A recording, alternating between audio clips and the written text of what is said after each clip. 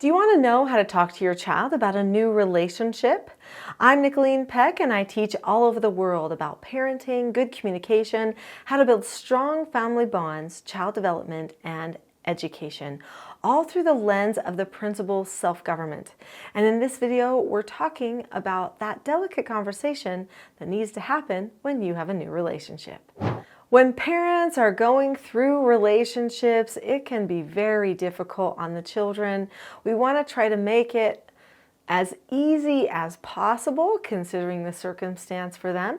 In this video, we're going to talk about how children process new relationships that their parents might be having, and we're going to talk about how to have a conversation with your child in a calm, effective way that helps them feel secure about the prospect of this new relationship.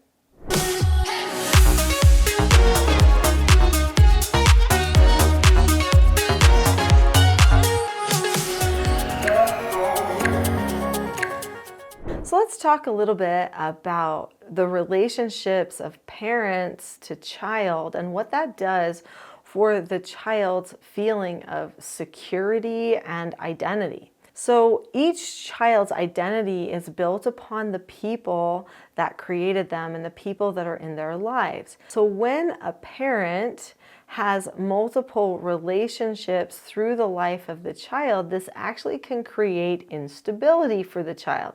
I know there are some parents who just shy away from relationships altogether because they don't want their child to have to go through those ups and downs of the new relationships all the time, and that feeling of instability, maybe even creating identity problems for the child where the child's not sure how they even fit into the family, if they're important, because it seems like mom or dad is always looking for somebody else. Most parents, though, don't want to go their whole lives without a relationship, and so they naturally are drawn toward looking for a relationship, and they often are doing that because they want to create that whole family for the child. So they're looking for a person that is not just a pretty face or is somebody fun or has money, but they're looking for that person who might be marriage material, parent material for their child.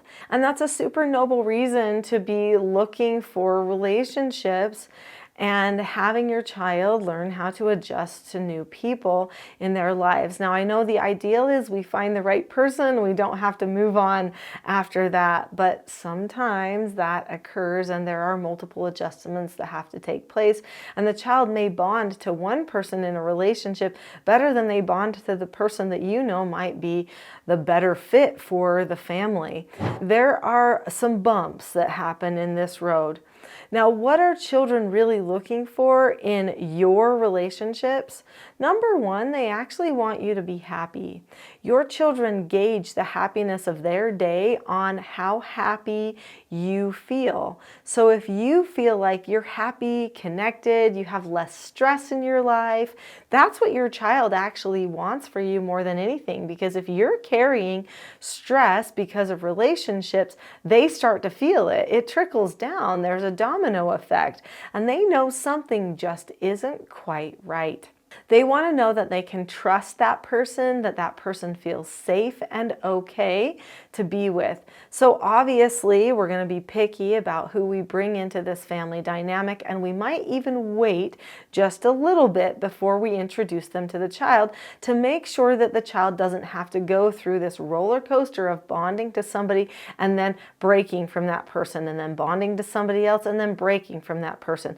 But making sure that they get the opportunity to meet them when you think that this relationship has an opportunity to maybe go the distance.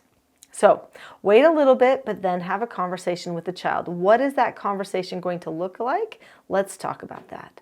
When you bring a person into your family dynamic, you actually create some roles confusion.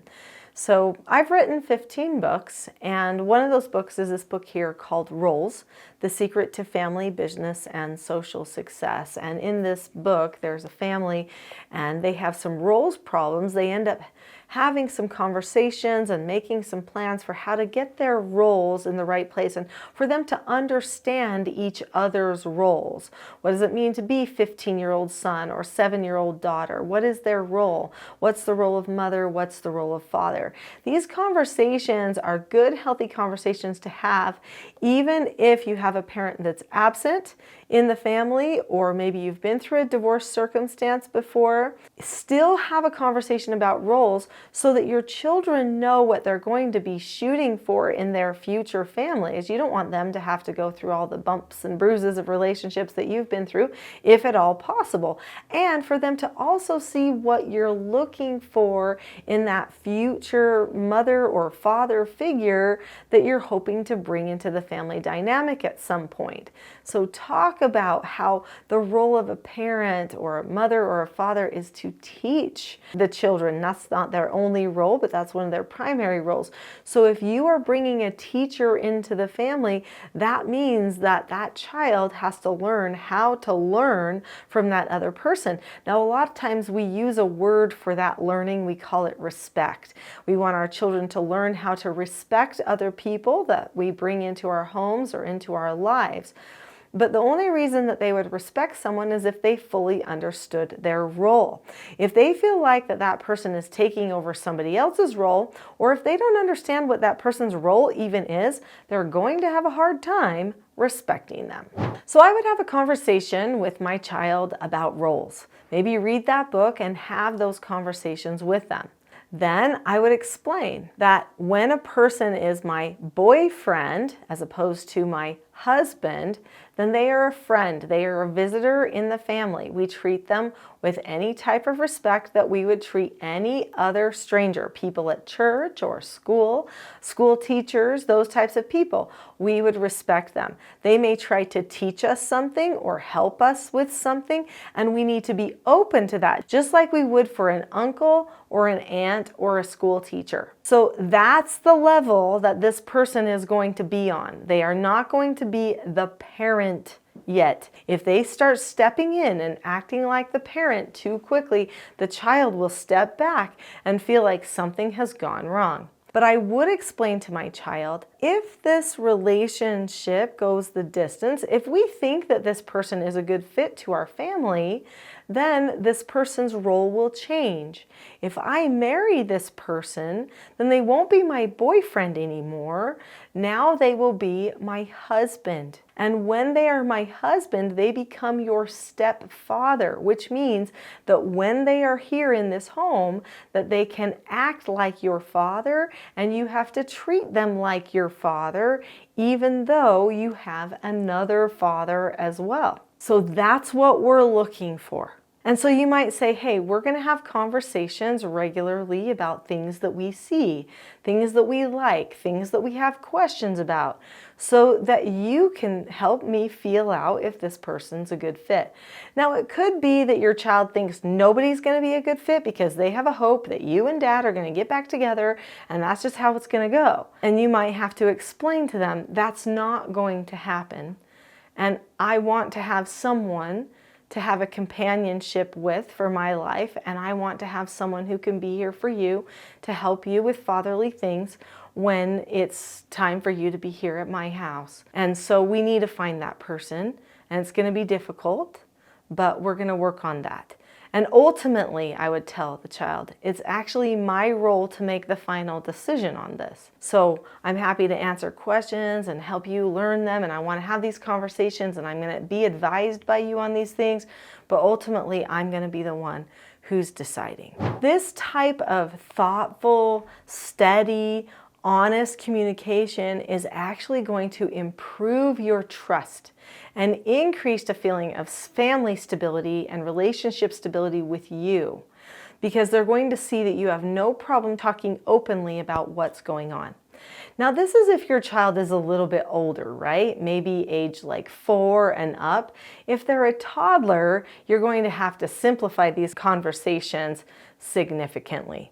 Now, it is important to teach your child to observe appropriate boundaries with the person that you are exploring a relationship with.